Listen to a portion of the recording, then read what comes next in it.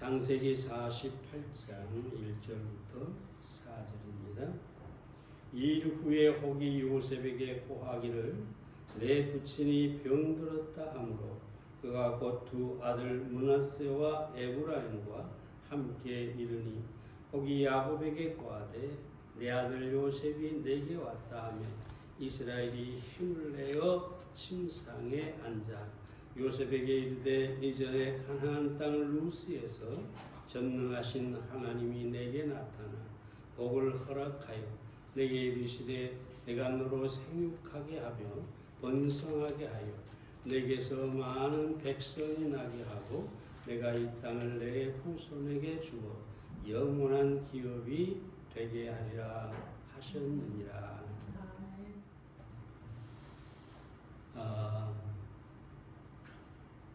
누가 요셉에게 와서 그의 아버지 야곱이 병이 들었다 소식을 전해왔습니다. 그래서 요셉은 자기 부친의 죽음이 임박한 사실을 알고 두 아들 므낫세와 에브라임을 데리고 가서 야곱으로부터 축복을 받게 했습니다. 이 사건 속에서 우리는 야곱에 대해서 계속 생각해 볼까 합니다. 자, 첫째로 야곱은 온전히 이스라엘이 되었습니다. 2절 말씀을 보겠습니다. 이스라엘이 힘을 내어 침상에 앉아. 본래 야곱이었죠. 근데 이 후반으로 갈수록 야곱의 생애 후반으로 갈수록 야곱과 이스라엘이라는 이름이 반복해서 사용되고 있습니다. 2절을 다시 보면 이스라엘이 힘을 내어라고 말하는데 이스라엘은 우리가 잘 아는 것처럼 야곱이 약복강가에서 하나님과 씨름을 하고 얻은 이름이죠. 하나님과 겨루어 이겼다 그런 뜻입니다. 그래서 이스라엘의 이름은 승리자의 이름이고 또 축복의 이름이라고 할 수가 있습니다. 하나님과 겨루어서 이긴 사람 바로 이스라엘이라고 할 수 있습니다. 그런 야곱이 지금 병들어 죽을 상황에 처했습니다. 그는 눈까지 멀었고 육신이 병들어서 이제 죽을 상황에 처했습니다. 근데 이 이스라엘이 힘을 내어 일어나서라고 하는 말 속에서 우리는 무엇을 알 수 있느냐? 바로 이 야곱이 육신은 연약했지만 육신은 병들었지만 그 약한 육신에 굴복하지 않았다라고 하는 것을 우리가 생각해 볼 수가 있습니다. 히브리서 11장 24절에 보면 믿음으로 야곱은 죽을 때 요셉의 아들들에게 축복하고 그 지팡이 머리에 의지하여 경배하였으며 라고 합니다. 야곱이라는 이름을 쓰고 있지만 그의 모습은 이스라엘이라고 할 수가 있습니다. 다시 말해서 그 지팡이 머리에 의지하여 일어나서 하나님을 경배했다. 그러니까 육신은 약했지만 그의 영은 하나님을 경배하는 그런 이스라엘이었다고 하는 것을 우리가 볼 수가 있습니다. 사실 여러분, 우리는 야곱에서 이스라엘로 변화되어 가야 합니다. 야곱은 영적인 미숙과 실패를 보여주고 있죠. 탐욕이 지배하는 그런 사람이었던 것을 보게 됩니다. 그런 수단과 방법을 가리지 않고 자기 육신을 위해 모든 것을 취했던 사람이죠. 속이기도 하고 빼앗기도 하고 그렇게 살아왔던 야곱이었습니다. 근데 아마 이 야곱이 기근을 만나서 그는 철저하게 깨어지고 부서졌다고 볼 볼 수가 있습니다.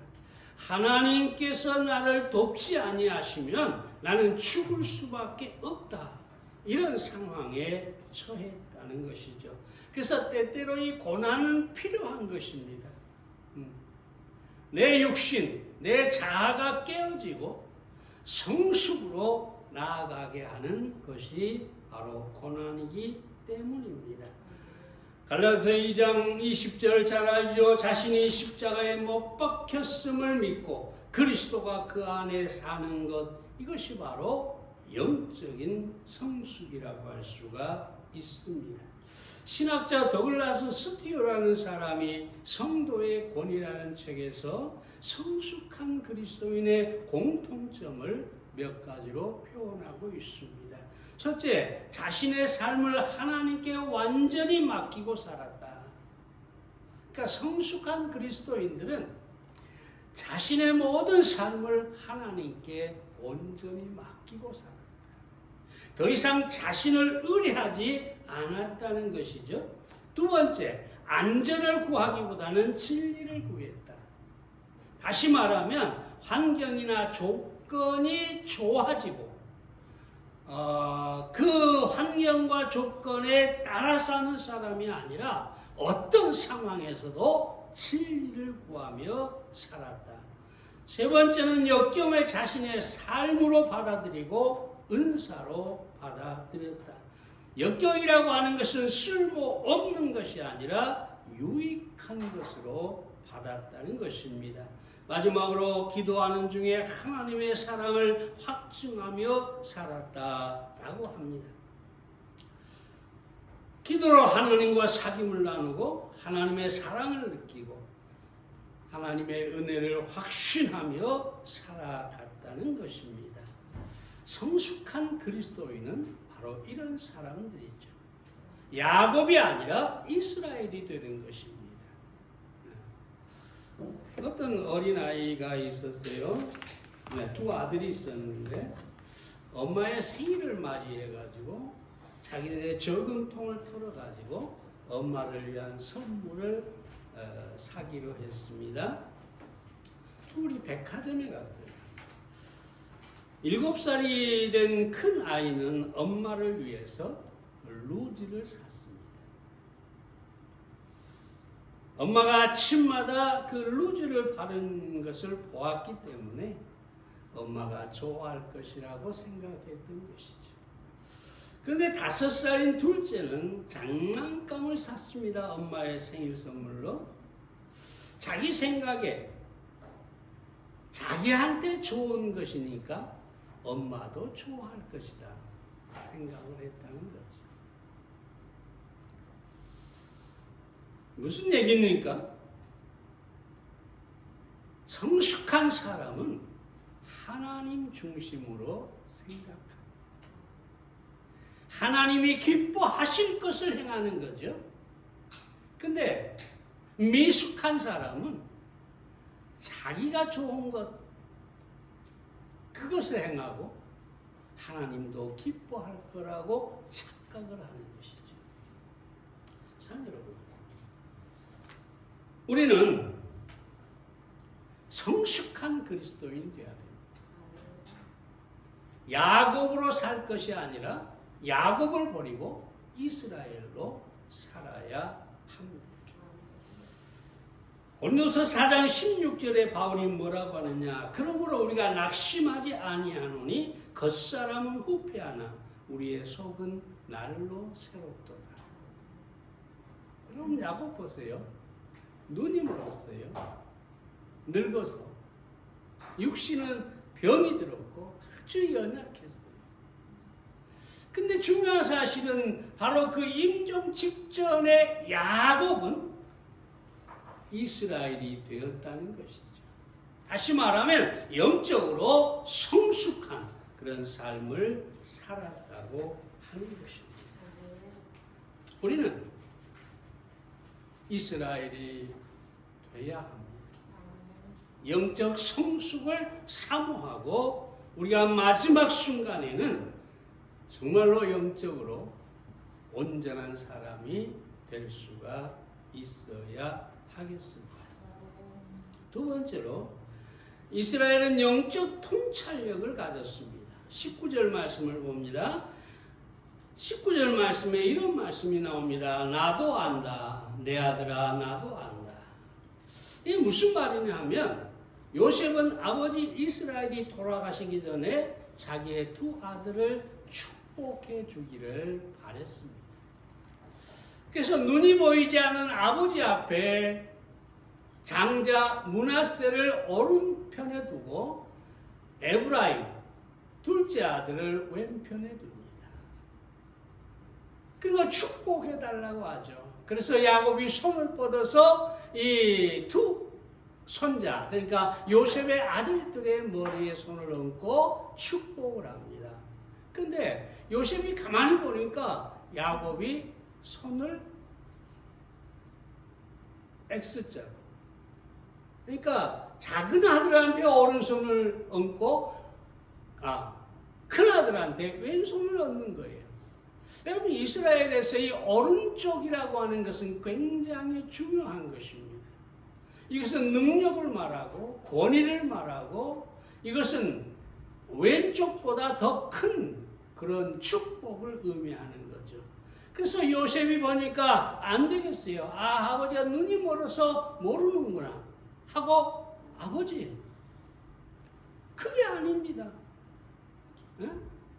오른손을 므낫세에게 올리고 왼손을 에브라임에게 올리십시오 라고 하죠. 그러니까 그때 하는 말이 뭐냐? 나도 안다. 나도 안다. 아들아 나는 알고 있다. 그렇게 얘기하죠. 이 무슨 얘기입니까? 비록 눈은 멀었지만 하나님의 뜻이 무엇인지 내가 알고 있다. 하나님께서 이 에브라임을 장자로 삼고 그를 축복할 것이다. 그래서 오른손을 에브라임 위에 올렸다는 것이죠. 이건 영적 통찰력을 의미합니다. 우리가 잘 알지만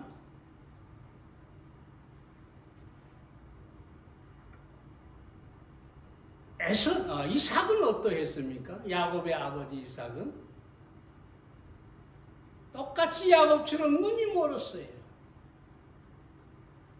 근데 분별력이 통찰력을 잃어버렸어요. 하나님께서 분명하게 이 둘째 야곱을 하나님이 축복하신다라는 사실을 알고 있었어요. 이미 태중에서 야곱을 선택했다는 것을 알고 있었어요. 그런데 이 육신의 눈의 어두움과 동시에 영적인 눈도 어두워져 버렸어요. 하나님께서 말씀하신 것은 완전히 잊어버리고 에서가 만들어준 별미에 취해가지고 그것을 너무 좋아해가지고 에서를 축복하려고 합니다. 다시 말하면 야곱은 하나님의 뜻이 무엇인지를 분명히 아는 그런 통찰력을 가졌는데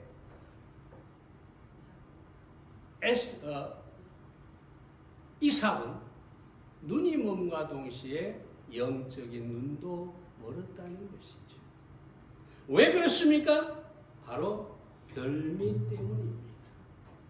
여기서 별미는 육신의 만족을 주는 것.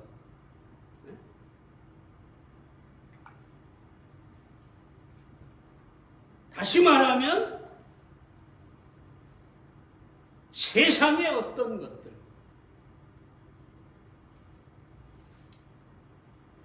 그것들의 마음을 빼앗기고, 그래서 영적인 눈이 멀어버렸다는 거죠. 여러분, 이 세상을 우리가 살아가면, 다시 말해서 육신의 만족, 별미를 사랑하면 우리가 영적인 통찰력을 잃어버릴 수가 있습니다. 에덴 동산에서 화하고 마찬가지죠.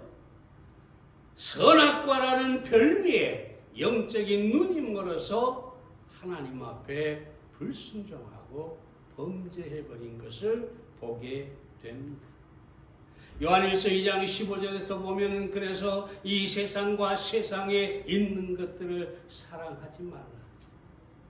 세상에 있는 것들을 사랑하다 보면, 다시 말해서 육신의 만족을 주는 별미를 좋아하다 보면 영적인 분별력을 잃어버립니다. 하나님의 뜻이 무엇인지를 알지 못할 뿐만 아니라 그 뜻대로 행하기가 어려워지는 것입니다. 그럼 사랑하는 여러분, 우리는 영적인 눈이 밝아야 합니다. 아무리 육신의 눈이 멀었다 할지라도 영적인 눈이 밝으면, 다시 말하면 분별력이 있으면 하나님의 뜻대로 행하게 됩니다. 아우구스트가 한 말을 제가 말씀을 드렸을 텐데, 인생에서 가장 중요한 일은 하나님을 볼 수 있도록 마음의 눈을 건강하게 하는 것이다. 영적인 눈을 건강하게 해서 하나님을 보고 하나님의 뜻을 분별해내는 것, 이게 가장 중요한 것이다. 여러분, 한 번은 화담 서경덕 선생이라는 분이 외출을 했는데, 복잡한 길 가운데 청년 하나가 가만히 서가지고 움직이지 않고 계속 있는 겁니다. 가만히 보니까 이 청년이 울고 있어요. 그래서 물었어요. 아니, 왜 울고 있느냐? 그러니까 저는 5살 때 뇌 충격을 받아서 실명을 했습니다. 그래서 시각장애인으로 20년을 살아왔는데 오늘 아침에 갑자기 눈이 떠졌습니다. 이제 눈을 뜨고 보니까 길도 많고 건물도 많고 내가 어디로 가야 우리 집으로 가는지를 도대체가 모르겠습니다. 그러기도 하겠죠. 평생 소경으로 그 같은 길만 다녔는데 갑자기 눈을 떠고 보니까 여기도 골목, 저기도 골목, 저기도 골목, 사방이 길이에요. 어디로 갈지를 모르는 거예요. 내 집으로 가야 되는데. 그때 이 서경덕 선생님이 뭐라고 하냐. 그거 별거 아니었어요. 눈을 감고 가게. 이전처럼 눈을 감고 소경처럼 찾아가게. 그러면 집으로 갈 수 있을 것입니다. 제가 왜 이 얘기를 하느냐. 우리가 세상을 바라보면서 세상에 눈을 뜨고 살다 보면 우리는 길을 잃을 때가 있습니다. 사방에서 나를 유혹하잖아요. 이것도 옳은 것 같고 저것도 좋은 것 같고 사방이 내가 가야 할 길처럼 보여요. 근데 그 세상에 대해서 내가 눈을 감고 하나님을 바라보면 우리는 올바른 길로 가게 되어 있는 것입니다. 그래서 여러분, 세상에 대해서는 소경이 되고 하나님께 대하여는 정말로 밝은 눈을 가진 그런 통찰력 있는 사람이 되시기를 바랍니다. 세 번째로 이스라엘은 믿음이 흔들리지 않았습니다. 21절 봅니다. 이스라엘이 요셉에게 또 이르되 나는 죽으나 하나님이 너희와 함께 계시사 너희를 인도하여 너희 조상의 땅으로 돌아가게 하시려니와. 그럼 여기 보면 이스라엘은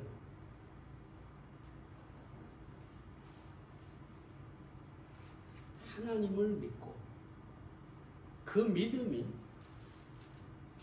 점점 강해져서 임종 앞에서 전혀 흔들림이 없는 것을 보게 됩니다. 나는 죽지만 그러면서 하나님께서 너희와 함께 계시고 너희를 위하여 너희를 인도하여 주상의 땅으로 돌아가게 하실 것이다.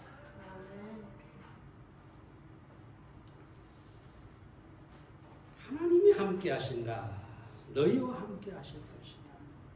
이 고백은요, 하나님께서 지금까지 나와 함께 하셨으니 너희와도 함께 하실 것이다. 다 자기의 일생을 통해 체험했던 하나님이 함께한 그 사실을 체험했던 그 체험에서 나오는 믿음이었기 때문에 견고하고 흔들리지 않았습니다. 그러면서 애굽으로 하나님께서 함께 가신다고 하면서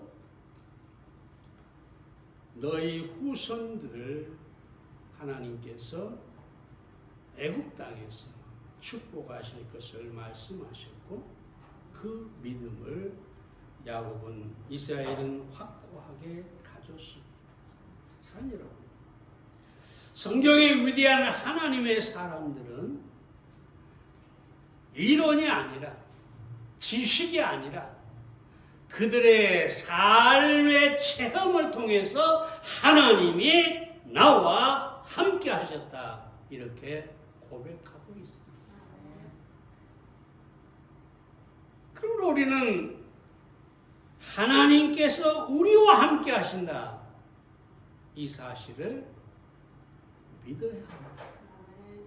그 믿음에서 흔들리지 말아야 합니다. 왜냐하면 성경에 나와 있는 아브라함과 이삭과 야곱의 삶은 분명한 이 땅에서의 삶이었고 하나님께서 그들의 삶의 곳곳에서 함께 하시고 역사하시고 저들을 인도하셨다는 것을 우리가 분명하게 알 수 있기 때문입니다. 그러므로 우리는 믿어야 합니다. 나와 함께 하시는 하나님, 내 모든 삶에 함께 하시고 나를 인도하실 하나님, 그 하나님을 믿어야 합니다. 땅으로 약속의 땅으로 인도하실 것을 믿었습니다. 너희를 인도하여 너희 조상의 땅으로 돌아가게 하실 것이라 라고 합니다. 여기서 조상의 땅은 바로 아브라함이 부름을 받았을 때 하나님께서 약속하신 가나안 땅이고 하나님께서 반드시 그 땅으로 너희를 인도하실 것이다. 그렇게 얘기하고 있죠. 그러면서 이 이스라엘은 자기가 죽으면 자기의 시체, 자기를 가나안 땅 마무리 상수리 나무에 같이 있는 그 조상의 묘에 안장하라고 유언을 하고 있습니다. 그래서 우리가 생각할 것은 뭐냐 하면 하나님의 약속은 분명하다는 것입니다. 성경에 수많은 그런 증거가 있지요. 이스라엘 백성들이 바벨론으로 포로로 잡혀가고 하나님께서 에레미야에게 70년 후에 돌아오게 할 거다. 그렇게 얘기를 합니다. 그래서 이 에레미야는 나라가 망했는데 땅을 삽니다. 나라가 망했는데 땅을 사요.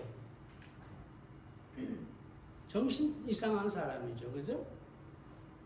나라가 망해서 모든 자기 민족이 바벨론으로 다 잡혀가 버렸는데 예레미야는 땅을 사요. 왜 땅을 살까요? 하나님의 약속을 믿었기 때문이지. 70년 후에 너희가 돌아올 것이다. 이 약속의 말씀을 믿고 70년 후를 오늘처럼 생각하고 그 약속대로 약속을 믿고 땅을 사서 항아리에 넣고 여러분 묻어두었습니다.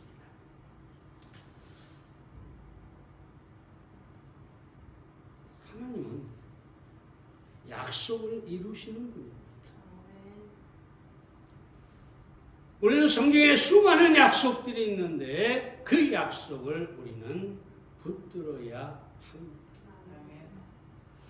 미국의 IBM의 상사가 부하에게 하는 질문이 항상 있다고 합니다. 너는 너의 관뚜껑을 받을 때 어떤 조사를 듣고 싶은가? 사람들이 네 관뚜껑을 덮고 너를 장사 지낼 때 무슨 말을 듣고 싶으냐?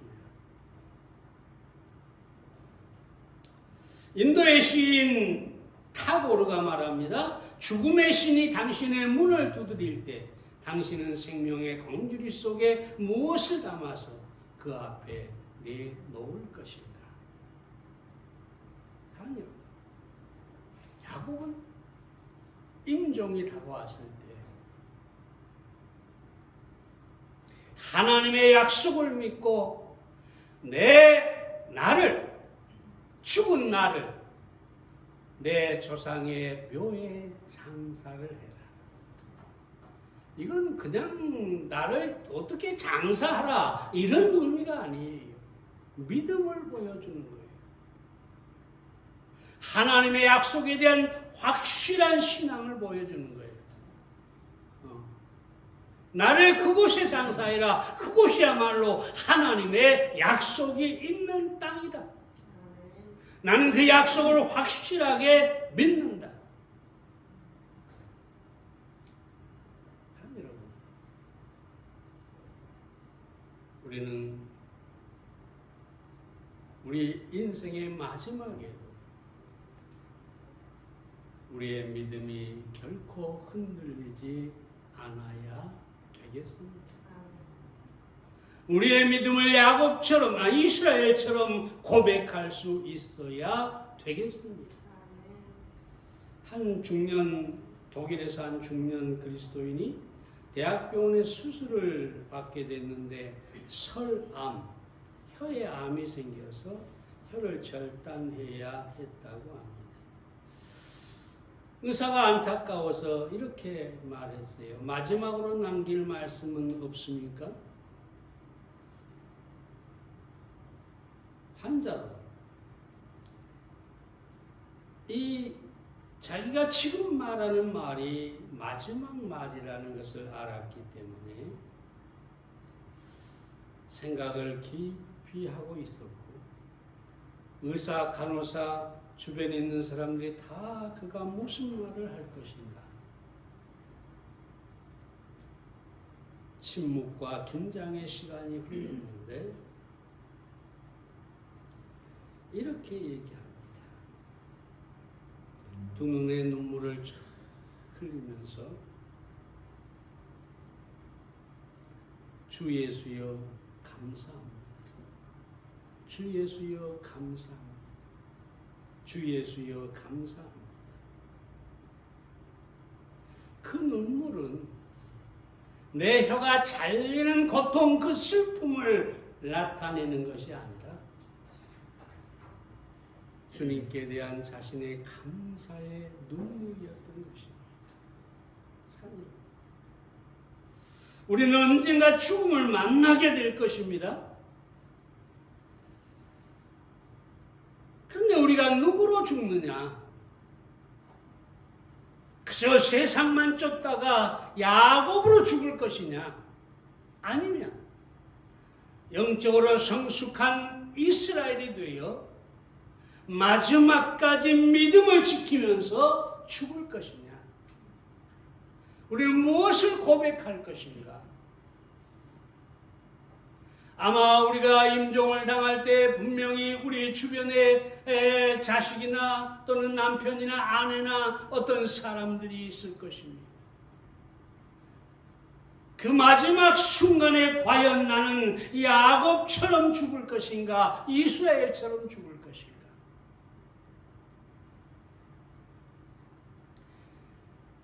믿음으로 끝까지 흔들리지 않는 그런 여러분들이 되시기를 바랍니다. 아멘. 여러분, 야곱은 태어날 때보다 또 그의 평생의 삶보다 가장 찬란하게 빛나는 삶이 마지막 임종이었습니다. 그래서 히브리서 11장에서도 야곱의 생애의 어떤 것도 기록하지 않습니다. 딱 그가 죽을 때. 이렇게 누군가는 이렇게 얘기할 수가 있겠죠.